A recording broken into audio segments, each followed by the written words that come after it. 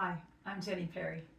When I was younger, I really loved the movie Back to the Future. I was just so interested in the idea of time travel at the time. I had an opportunity through a work trip to travel through time, which was pretty amazing.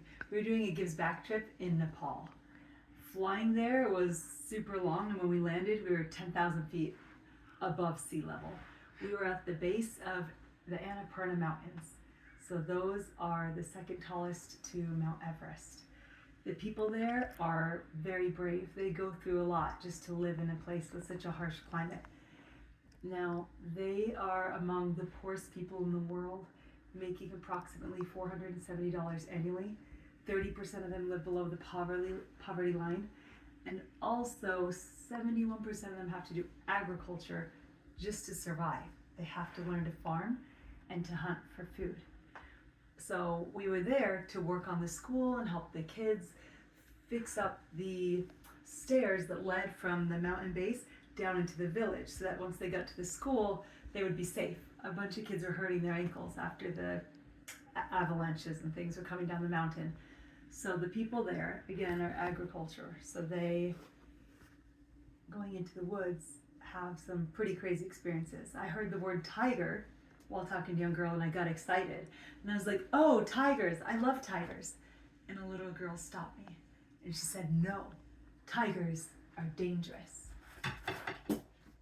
Little did I know that tigers are still plentiful in the mountain regions of Nepal.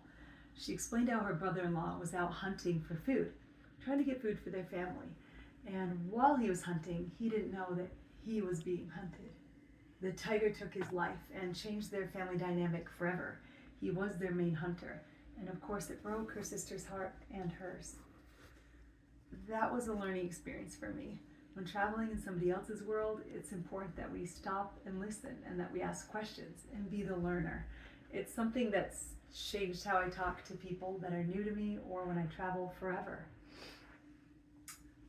Now, the reason we were there to work on the schools kept me curious. So as we were painting one of the schools, I looked up and I saw these numbers and it said 2069. I was very confused. So I asked one of the children, I said, what are those numbers on your school? And they told me that's what year it is. Mind blown. Not only do people dress traditionally, have traditional values in their homes and roles, do agriculture just like our country and many others years ago before becoming more industrialized, but they also lived in a completely different time period than I did. It was amazing. According to Spotlight Nepal, they live on the Bikram Sambat calendar, and this stems from Maoist insurgents taking over Nepal in the past. So I was completely mind blown. I was on this grand adventure and I really had traveled back in time, but to the future. Thanks for listening.